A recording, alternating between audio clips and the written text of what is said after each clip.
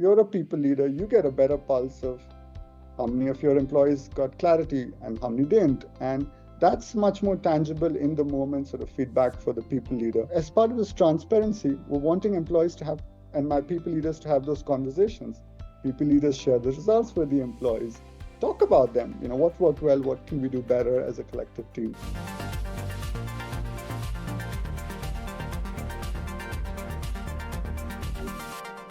Anshul, welcome to the show. How are you, my friend? I'm wonderful, Chris. So nice to speak with you. Nice to see you. Nice. Congratulations on the new role. Thank you, and congratulations to you as well. I know you have a lot of excitement happening with your launches. No, no, yes, crazy times, right? But I'm sure we both wouldn't change it for anything, right? It's chaotic. It's a lot of work, but I think that's the exciting part, right? It's such an exciting time to be in HR with all the changes that are occurring with AI and digital infrastructure. So we all love it, and there's so much opportunity. So yeah, we Yeah, should dive in. 100%. Before we jump in, tell everyone a little bit more about your background and also the new role that you're in now as well. We go from there. Yeah, maybe I'll start with my role and then talk a little bit about my background. So I head up people operations and insights at Mastercard. It's such an exciting time to be in this space. And the way I think about operations is really about thinking about all the last mile consumption points of people processes, all the way from how we hire employees to learn, develop, grow, promote, pay, and then being alumni. And it all boils down to delivering a delightful employee experience. And can you do that with the right quality, in a timely way, in a cost effective way, but more importantly, at scale? I think many Mm. companies and many organizations do it well. When you have crises, we come together to solve problems, but can you do it proactively at scale? And that's what I think of operational excellence to be. So that's a little bit about the role. In terms of my background, I'm actually not a career HR professional. I did my engineering degree, went on to do a PhD in optimization. In the days before AI was popular, we were doing machine learning and optimization work. And then worked in a bunch of different industries: financial services, retail, healthcare, digital marketing, and HR, but all in the common area of operations, tech, and data. And then about 7, 8 years ago, I jumped into the HR space and have been learning and evolving since then. Amazing. No, you couldn't have chose a better time. I to, know, yeah, it really is an exciting time. And I actually do think about HR in a sort of parallel with the retail industry. And I do think the evolution and the transformation that retail has seen will sort of be paralleled with HR. And so now that we've gone through all of that in retail, think about your consumer digital experiences with hmm buying products. I think we're going to see a lot of that in the HR space as well. Yeah, and our people expect that from us now, right? 100%. I mean, just think about everything you do, from buying your diapers if you're a young dad or mom, or hailing a cab. That's what we all expect at work as well. Yeah, it's no longer a nice to have. It no longer is a nice to have. And, you know, from everything, like think about if you want to get a mortgage or want to get a visa, you need an employment verification letter. Do you want to really be waiting for several days to get that, or do you expect that at the click of a button? And what does that do to responsiveness, to employee experience, and to digital self-serve? hmm Just one example of many. Yeah, and I know part of your role is looking after global employee insights. What's been your team's strategy in terms of getting actionable insights, and how are you, I suppose, driving a culture of feedback? Yeah. Maybe I'll do a little bit of a sidebar on this, Chris, before I get into cultural feedback. I attended my daughter's softball game yesterday. She's 10 years old, and she's super excited about softball. And they're in the playoffs. And yes, there are a group of 10 girls there. And what I loved about seeing them play is they were obviously cheering each other on at these key moments of stress and of anxiety. but they were also giving each other constructive feedback. When a new player came in who they thought hit really hard, they would say, Sarah, can you go back a little bit because the ball might come back a bit. And so in the moment, they were giving feedback to each other and helping each other develop. And that's a little bit about the employee listening strategy as we've evolved it in the way we think about it. In the moment, quick, timely feedback to drive actionable insights. So just an example around that is we just had our mid-year and end of year conversations. These are end of year conversations around performance and salary increases, and the mid-year ones are coming up. And we're running surveys, short pulses right after them, in the moment, a week after those conversations occur. So we get a better pulse. Did they have the right quality of the conversations? Did employees leave with clarity of goals and actions that they need to take? And that's a really quick way of driving actionable insights as opposed to big annual surveys that you might run at the end of the year, right? Where you might have actually forgotten what the conversation was or how it went. And so that's the way we think about our cultural feedback. And at the enterprise level, we have something called the Culture Health Index, which is what we use to understand and track our culture. And it has four components. First, leadership. Do we have the right pipelines for our senior leaders? Overall, do we feel good about our leadership retention? Inclusion. Do we really feel good about everybody bringing their wholesome self to work? Our brand, not just the employee brand on sites like Glassdoor, but also the customer brand as it shows up in voice of customer surveys, because that's an important part of culture, Yeah. how we show up in front of our customers, right? And then finally, innovation. Do we have the right product pipelines? How are we perceived as innovators in the marketplace? Bringing these four elements together is what drives our culture health index, and that's the way we think about our culture of feedback. I love that. You shared so much there, so I want to start from the beginning. When you get that feedback, how are you translating it from the data you're getting into the actions? Because a lot of Yeah. times we get a lot of this data, we get a feedback, but turning those into actionable insights, that's the challenging part I see. 100%. And that I would break it into three different buckets. Bucket one is, are we sharing back with our employees what we're hearing from them and the context of actions that we're taking, not just the data that we're hearing, but the Yes. actions that we're taking. And this can take the form of even all employee broadcasts or blogs that we might write where we share back the data, put it in the context of the marketplace. How is the marketplace evolving and the actions that we're taking, whether they're programmatic actions in terms of improving our programs, or they could be, as another example, if some, and these are very common themes that occur in terms of operating efficiency and how do we move more quickly.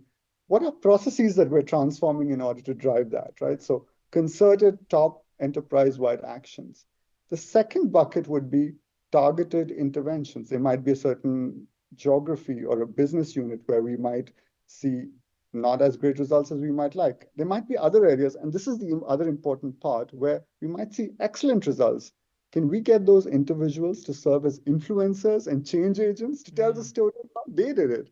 And so there are change agents who go around sharing how are they driving better clarity of goals. And those best practices is what others are helping to learn and imbibe in them, right? And then finally, at the people leader level, if you're a people leader, you get a better pulse of how many of your employees got clarity and how many didn't. And that's much more tangible in the moment sort of feedback for the people leader.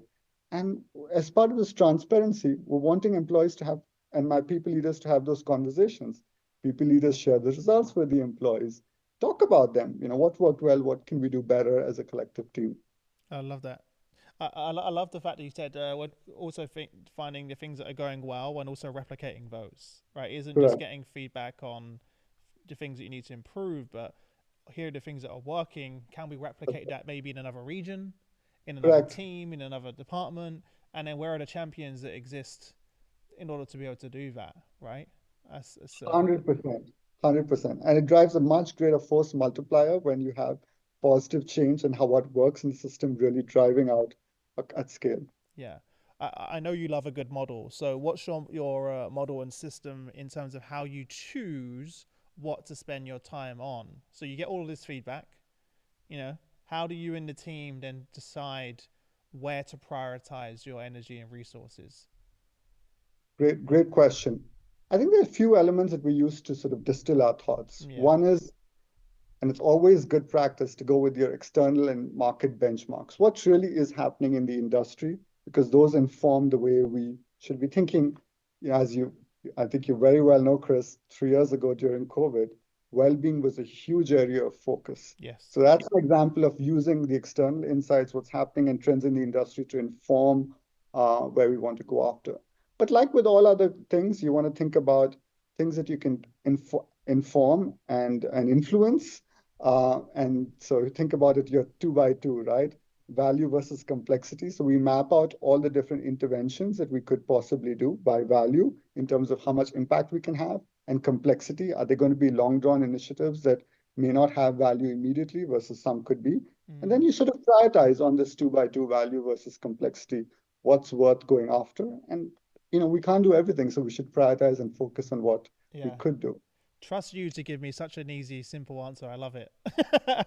It was Uh, it was a really great, succinct way of doing it. I've asked that question many times before, and I've got really complicated answers. But I love the way you just broke that down into the external factors, which you mentioned, the pandemic and well-being, and then having a simple framework versus, hey, here's a complexity, and here's also where we can have the most value, and in between those, you can come to a decision. Super practical for Wonderful. everyone. And on that note, if I could chime in further in terms of what my North Star is in this space, obviously there's a lot of opportunity, but where I see the space going, and I'm really excited about the potential in the space, is not just thinking about people data and people insights in isolation, but really married with business insights and business value. So I really see our space evolving, and that the pattern that I just talked about, not being an isolated one-off, but being something we do at scale. And maybe I'll give you a couple of examples around that.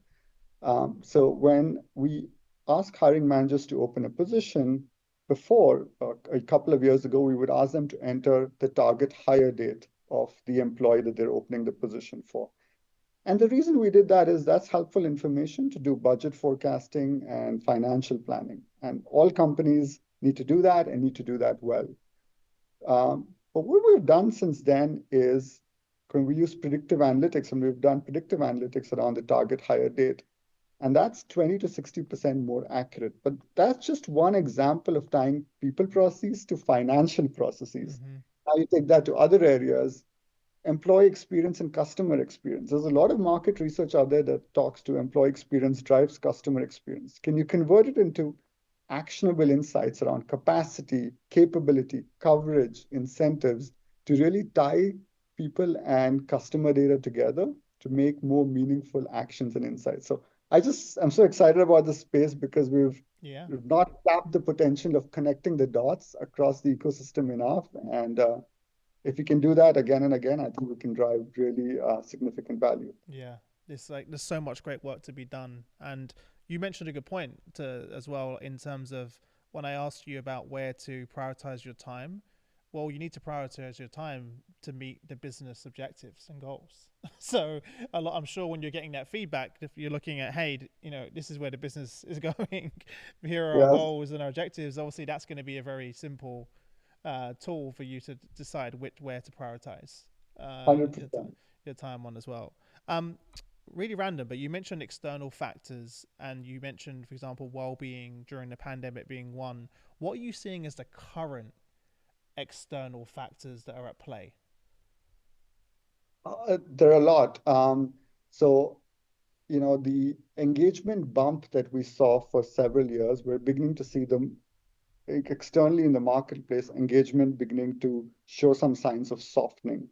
And that's coming from a number of different reasons. One is there's a strong evolving macroeconomic but geopolitical situation, and that's occurring in a lot of different places, and Yeah. that's adding a lot of stress in employees' lives. Obviously, the other factor that's occurring is return to office. A lot of companies are now introducing return to office policies.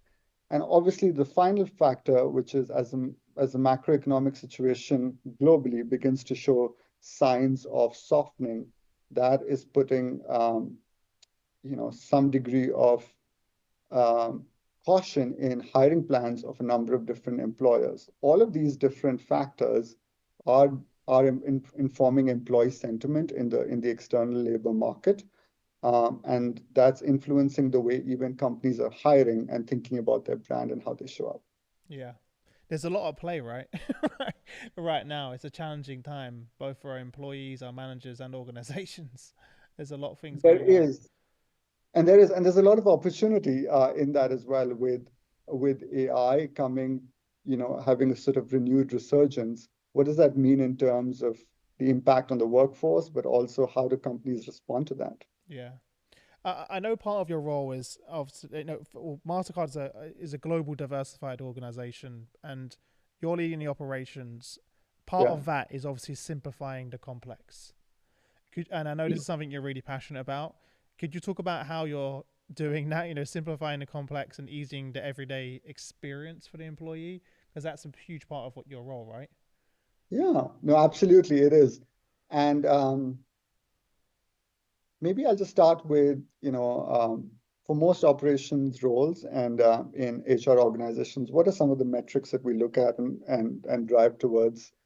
And those are nothing that would surprise anybody. Think like employee experience or NPS, your tier zero in terms of self-serve adoption, your tier one in terms of caseload reduction, and quality of the processes, right? That's what most HR functions think about in terms of operational processes. And then how do you get to that is the question. So maybe I'll start even with you, Chris. You run a business, and if I was to ask you, what are some of the things that you need to do in order to make sure your business runs smoothly? Even in our interactions together, I noticed you have a calendar of events which you manage quite effectively. You prioritize back and forth. You were very agile and nimble in moving certain things forward or moving certain things back in order to get there. So prioritization, Mm-hmm. calendar of events. You're abreast with latest technology. You're trying to push the envelope for your own digital content, but also push the avenue with an innovation portfolio in terms of other avenues that you're trying. So tech roadmaps being the third. Uh, the KPIs for the business that we manage. So not for the company, but for the HR function as a whole, Mm-hmm. or in your business in this example, what are the KPIs that you should be driving towards? These are all what I call building blocks of scalable operational excellence. This is what you need to keep the rhythms and the hygiene of organization running. So that's one huge element of the role. The other element of the role, I would say, is really transforming our operations. And the three big bets for me in the way I think about our future state. The first being really rethinking tier zero, one, two. And we've talked about this before, right? The retail experience, the ride sharing, cab experience, Yeah. in the way people interact, you're being able to do omni-channel, having a bot at the front end. So there's simple, small, but powerful things we can do to drive tier zero, one, two experience, leading us to this North Star of a retail experience. The other thing, and I gave this example around integrated processes like financial and people, but that applies in so many different places. Think around benefits and payroll. How do you deliver great quality payroll, but tie that back to the size, complexity, and fit for purpose of the benefit programs that you have? Mm-hmm. uh, the HR teams, but also the finance teams for opening a position, but also the time to actually begin the recruitment process. We combined those two steps and made them one, and that reduced the hiring time by half. Wow. And so it's like that, really simplified. The trick is you make it fit for purpose. Things were designed at a certain time to be fit for purpose at a certain time. You just need to relook processes and simplify to make them fit for purpose. Yeah. Now, uh, what does your team look like around you? Just out of curiosity, because you are looking after a number of different roles that in many companies are separate roles but are under your umbrella. How Yeah. can you just give us an overview of what that looks like? Just Sure, absolutely. And I really try to think more about capabilities, Chris, than roles. So I'll talk a little bit sure. about capability and then tie it back to organization structure. In terms of capability, I think of it as in the insight space. I'll break it into insights and operations. It's all about um, insights and data quality at the foundation. So insights is a lot of what we talked about, listening, external, internal, tying people data to business data, having the right dashboards to drive actionable insights. That's what that is about. Enabled by the right data quality and foundation. And this is a really important thing which I think we don't pay as much attention to sometimes. um, I'll give you a stat for interest. Every organization changes every now and then, right? Like a reorganization. That sometimes leads to cost centers not being accurately tagged, or an employee for a brief duration maybe tagged in the wrong place in your HRIS system, the reporting line and the budget lines. And these are all very nuanced points, but that could erode data quality by 1 to 2 percentage points for a few weeks. And that can have implications. So if you're launching a mid-year development process, the employee data may then need to be recalibrated and manually sort of solved for reactively. So thinking through the data quality in a proactive way as opposed to a reactive way, having an enterprise program around that and driving that in a very focused way. I think the operative phrase I would say there is proactive as opposed to reactive. So insights, internal and external, people and business enable my data quality that is proactive, not reactive. That's the way I think about the capabilities on the insight space. So we have teams that are focused on these two things. On the operations side, I would position it in the context of people, process, and technology. So for your processes, you need to have a team which is focused on process redesign. And this is not just a SWAT team that comes in and focuses on one or two processes. It's teaching how you do process redesign to your COEs, right? Your development learning team, your talent acquisition team, etc. So process redesign and mapping is one competency area. Second is technology, technology roadmaps, technology delivery and optimization. That's your second competency area. And then the third is service delivery. This is about thinking about risk, delivery experience, time to respond to employees, those kinds of elements, and really managing to that. Now, you think of these three as trade-offs that you're making. When you do better technology, you improve service delivery. When you do better process mapping, then you have fewer misses. You don't forget that certain steps yeah, uh, just fell off the truck or something like that. When you have better process mapping, that leads to fewer surprises with delivery quality. So I really see these three legs of a stool sort mm-hmm. of together in a thoughtful and integrated manner. And that's, I think, the journey we are on these three capabilities, driving the trade-offs, Yeah, managing it as I call it one system of work. I love that because in other companies that I speak to, they sit separately, and then there becomes a challenge. Mhm. Because you need to they all need to be working together. Does that make Yes. sense? Have you experienced that? Have you spoken to your colleagues where they're sitting in different parts of the business and you're wondering why it's Yeah. not it's not working? And look, I think that's super fair. And I've seen that in other places as well. What I would say is, I think there are two different things. One is, do you have a clear vision and strategy around how to manage this as one system of work?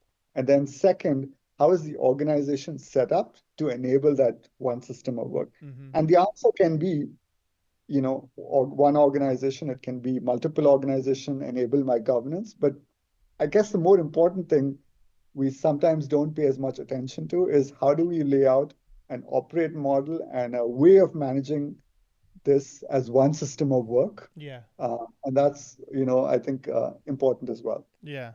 When I see companies that are having the most success is when all of those things are under one roof, as it were, Correct. and they're talking together. So I think more and more companies are going to move towards that. You mentioned earlier your North Star, and one of the data points that you said before was that 90% of interactions would be via a bot. um, how far away do you think we are from that? You know, that is my North Star. You're absolutely right. 90% of interactions would be with a bot. Um, I think we are no more than a few years away. I think it all boils, the technology is there. Uh, it's certainly there right now. And this is very different from 5 to 7 years ago, I would say. 5 to 7 years ago, everyone was in a lot more experimental mode. You yourself are seeing this, Chris. Yeah, The technology now is it's mature where here. things Yeah, yeah, are to market here. The trick, though, I think, is the right prioritization and use cases, configuration and change management, and really driving this in the context of processes where you can drive the right ROI and value. This can't be just for the, you know, I'll share an anecdote. I was doing a bit of a small keynote at a conference where there were maybe 200 people in the audience, and I asked the group, how many of you have used you know our Chat GPT? And I think maybe 95% of the people put up their hand. And then I asked the group, how many of you have used Chat GPT to drive an action, to take an action which is different from what you would do normally? And no more than 5% of people raised their hands. And I think interesting. that's the I think the key. Can you drive actions out of it? Because when you can drive actions, you're going to see stickiness and you're going to see value coming out at the back end. Yeah. I'm so happy you said that because me and the co-founder team of Atlas Copilot, that's exactly what the lens we're looking at it through. It's like because if otherwise people are going to come in and they're going to ask a question, get an answer, and if they're not taking an action from it, they're not going to use it again. They're not going. It's not. They're not going to. Whereas that's one of the reasons I use ChatGPT and Atlas every day is I am using it in the flow of work. I am changing my behavior and my decisions based on the tool, and therefore it's now a very sticky experience. And it's everywhere I go, and I use it all the time. That's right. That's right. Yeah, And that's the case with all other digital interactions as of well. It course. wouldn't, there's no good reason why it should be different for an AI interaction. Yeah. Are you not worried about the losing the human element? A lot of people say, "Oh, like just, what if the bots? If I'm having I heard someone recently who used this is a friend used an internal bot to ask for some help because they were struggling with their mental health, and let's just say the answers weren't great." Because I can't remember the specific context, but it wasn't great whatsoever, and also it took it didn't signpost correctly, and that person felt like they wasn't heard, and it took them actually weeks to get a reply, even though they went through the bot. So is that a concern to you? Uh, it is an area of focus, and we should be thoughtful around that. And I'll share a few few points around this. One is this is why it's so important to have the right use cases that drive value, right?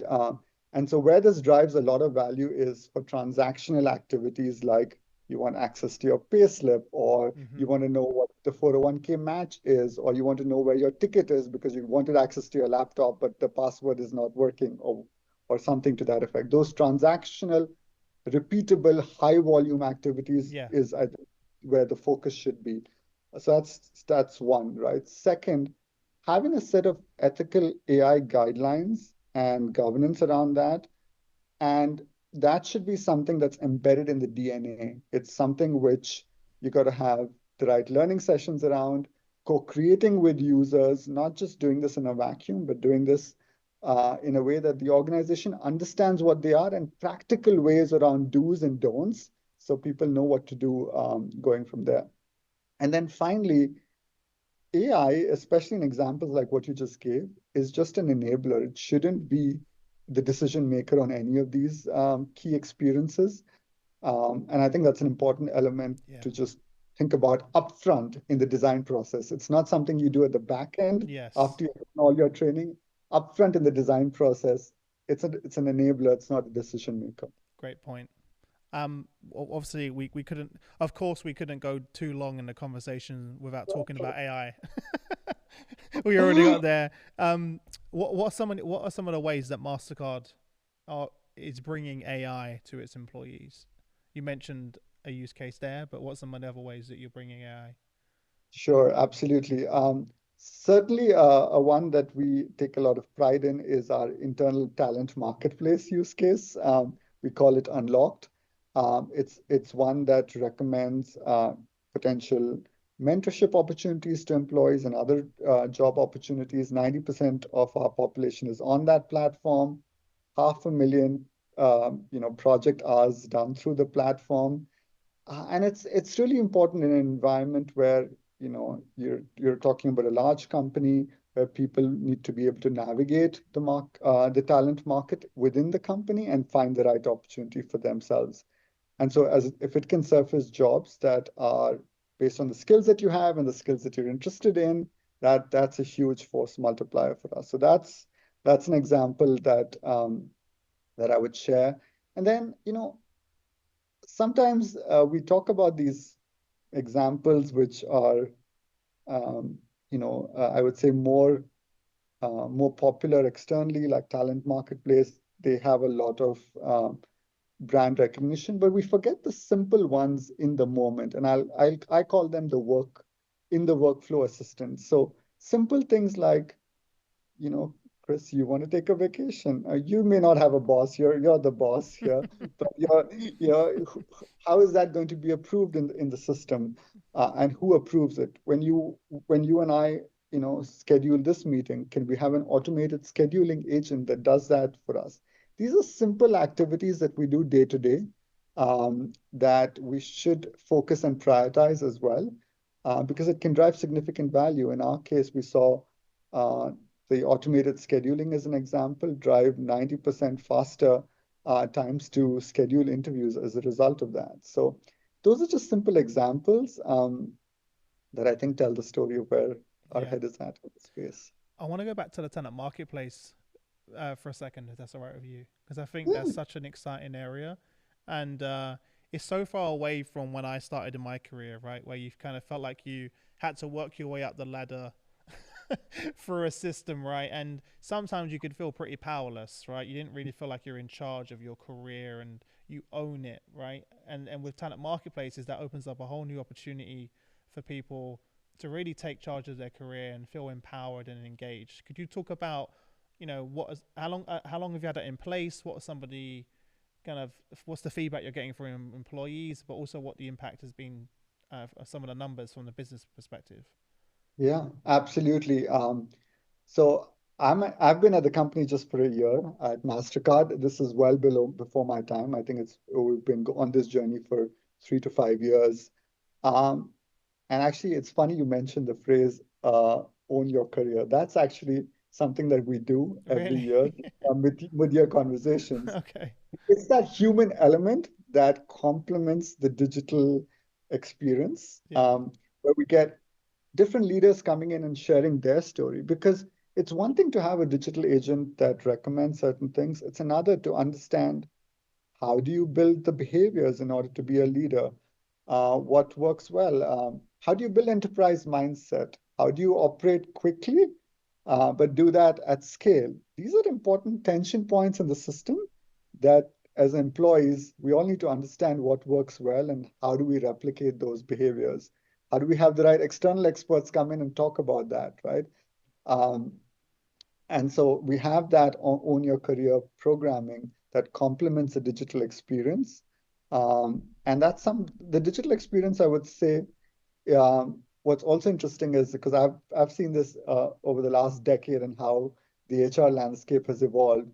It's also getting a lot more integrated between talent acquisition and talent development. So you see a lot more connectivity between talent acquisition, onboarding, and talent development. And that's the journey that we're all also in the space around Mm-hmm. external mobility.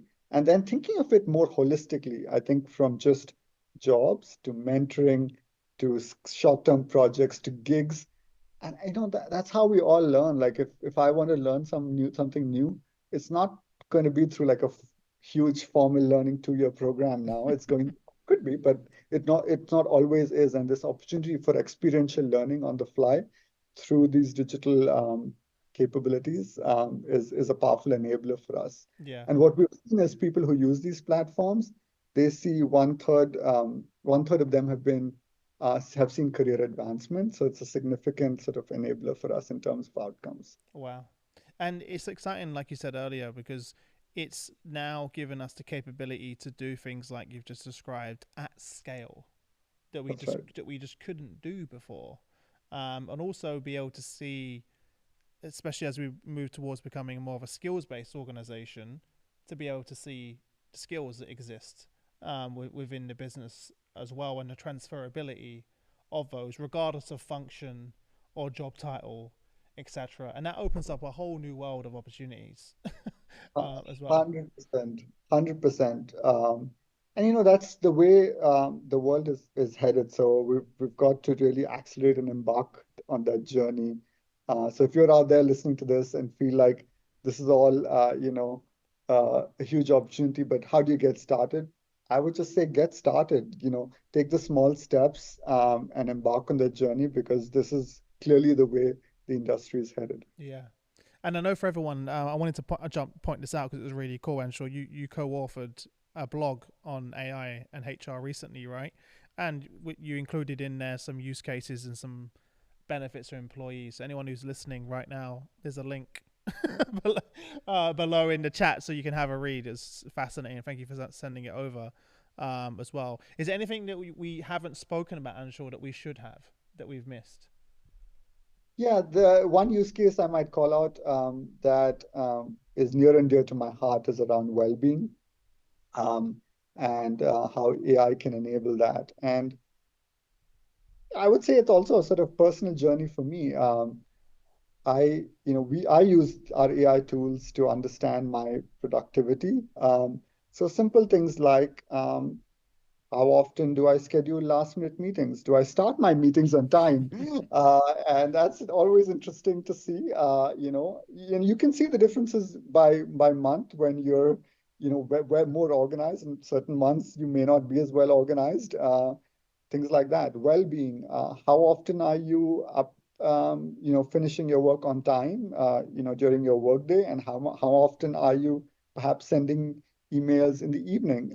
That's another reflection moment in that journey. Or collaboration. How are you collaborating within the organization, within your business unit, across business units? Yeah. How much are you engaging by different channels your chat versus email? And just having those reflection moments to reflect on your own productivity, well-being, and collaboration, I think can be really powerful. Yeah. And when you bring all of those data points together, it can create a very interesting picture, right? Because I track my sleep as well at the moment. I have like a special sort of mattress that tracks my But sleep, and that also connects to my watch, and my watch also connects to my weight scales, there you go. and that also connects to my calendar, my work calendar, so I also can see the sleep I'm getting, the hours I'm working versus the rest, and to your point, like how many hours have I spent today actually being productive? Yes. But like, and when you put that all together, it's really, really interesting. You only Eh, you only need to look at your mobile phone actually, and you can go to the data page to see how often you're on your phone and how much time you spend on certain apps. That in itself can tell you a lot. I um, know. uh, And I need to get better at that for sure. I think I spend way too much time on my phone. yeah. No, yeah, yeah. No, someone gifted me a little box recently that when you go home, you kind of just put your phone in the box, and it's like an RFID shield, Yeah. and you can set a timer.